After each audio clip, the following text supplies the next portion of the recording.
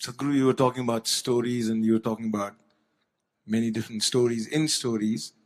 And I was speaking to Kiran sir, and he, comes from a beautiful northeastern state of Arunachal Pradesh.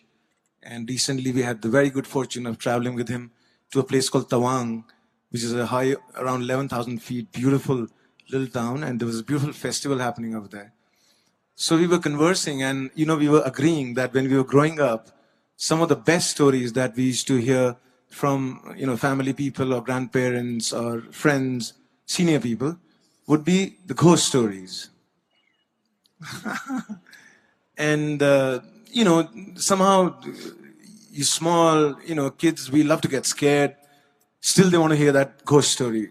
It's one of their favorite things, amongst all stories. Do you have any ghost story from your experiences of traveling in the mountains?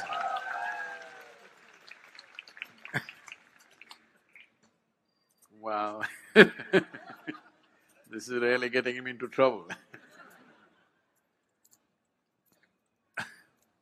See, the purpose of telling you ghost stories was not to scare you, but to give you a hair-raising experience. This happened in a barber shop in Louisiana state. The whole place was filled with all kinds of horror comics and ghost stories and all kinds of things, only that. No newspapers, no other magazines, only these things. So one day somebody asked the barber,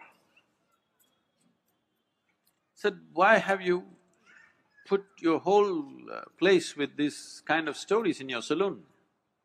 You don't have anything else, nothing about styles, about fashion, nothing, only ghost stories and horror stories, why?"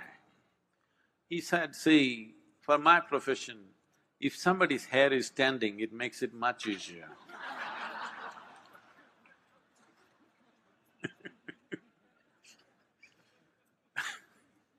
So the idea was to give you a hair-raising experience, not to scare you. And I must tell you, this fascinated me so much that there was a man in Mysore city who was also working in the Mysore City Corporation as some official, but he was known to be some kind of a ghost buster or tantric or whatever he is. So somebody told me, I was always looking for these kind of things, so somebody told me, this guy has trapped ghosts in bottles and kept it in his whatever, it's a shrine or a workshop or whatever you want to call it. So I want to go and that guy wouldn't allow us initially, but I was persistent and then he took me inside and he showed me lots of bottles. He said, in this there is this kind of a ghost, this is a woman, this is a man.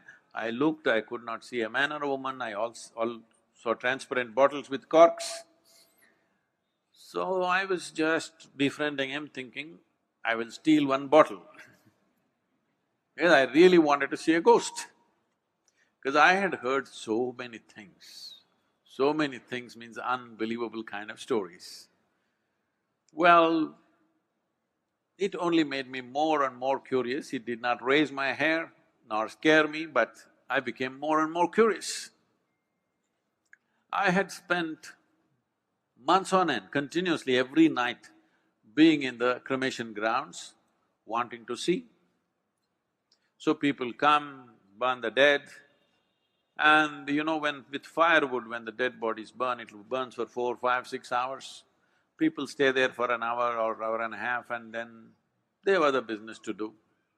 They will cry and they'll weep and they will go when it's still burning.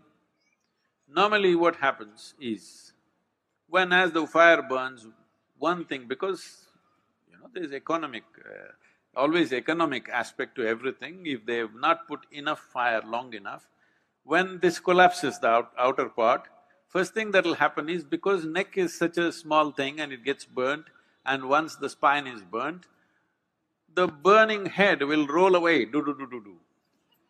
So I am the one who picks it up with a stick and puts it back and waits, where is the damn ghost? It doesn't come. Many months on end, I sat there, no ghost came. Somebody said, you put a nail in the tamarind tree, it will come. I would nail the damn tree again and again and again, nothing came. Somebody said, in this house there is a ghost. So I would beg them, please allow me, I want to sleep in that house and see if the ghost comes. Did not happen. So I went to this guy, and when they said specifically it's in the bottle, I wanted to steal a bottle. But he was very protective about his bottles so I didn't see anything coming out, but he showed me one thing. He made a, uh, what do you call rangoli? Rangoli. So he made an elaborate design with rice flour. In the five corners of this, he kept one egg. He did all kinds of things and poof, he clapped his hand, pop! All the five eggs burst right in front of my eyes. So, I thought, something. I don't know whether it's a ghost or it's a thing, whatever, but definitely he did not reach out to these five, he was standing away and all the five eggs burst. Then this was working on me, and I was walking in my house backyard, looking here and there. Then I saw guavas were hanging in the tree, the guava fruit. I looked at the fruit fell. I thought, what? I did it again and again, the fruit fell. Then I brought my friends and just, you idiots, watch this. Fruit fell. I said, what? Not once, 5, 10 times I did so that it's not an accident. But then, in about 3 days' time after I did this, a revulsion, I've never experienced it ever in my life because I've never stepped into those areas. A kind of revulsion went through my entire body that I knew that I had done something very fundamentally wrong. Never again. I said, you want the guavas? Go up and get it. You want anything in your life, go and get it. These kind of things we will never again do. So, I realized something is fundamentally wrong, use your energies like that. So what is a ghost? All of you are ghosts with a body. Those who are walking and sitting, everybody, you are ghosts with a body. But suddenly somebody lost their body and you think they're something horrible. Why? They're just like you, they just lost the body. Is it true that you gathered the body over a period of time? Suppose, let's say you had lost control over how much you eat and you became this big. And then you came to yoga program and whatever, and slowly you shrank into half your size. Does it mean to say half of you has become a ghost? Hello? So if somebody lost the body, 50, 60 kilograms of planet that we have picked up and made into this, if they put it back, is that a ghost? Then you are also a ghost with a body, isn't it?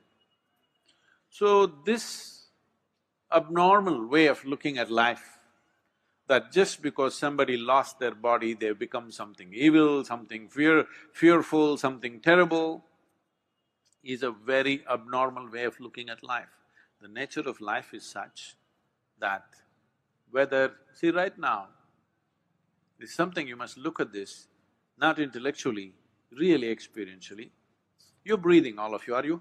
Hello? I'm just checking. Hello? You're breathing. So if you're breathing, let us say this was like a building or whatever, right now we are in the quadrangle kind of place. So there is life here that you're breathing. You may call it air, but it's actually life, because if I take away this will go. Yes? Your life will go. It's only in this transaction, life is happening, isn't it? So it's not just about air, oxygen, this, that. This is a living cosmos. You are like a little bubble, you captured a little bit of life. Did you blow soap bubbles when you were young at least? Hello?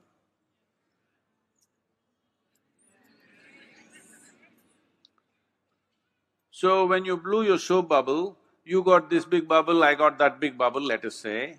We were looking at this, oh, this is my bubble, this is your bubble. Then they went poop. When they go poop, you don't say, this is my air, this is your air, isn't it? This is just like that. This is just a bubble. You captured a certain amount of life and it's functioning in a certain way. When this bubble bursts, there's no such thing as your life and my life.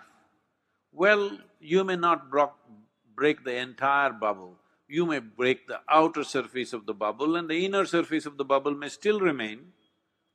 Just because the outer peel has dropped off, do you call that a ghost? Then you are a ghost with a body.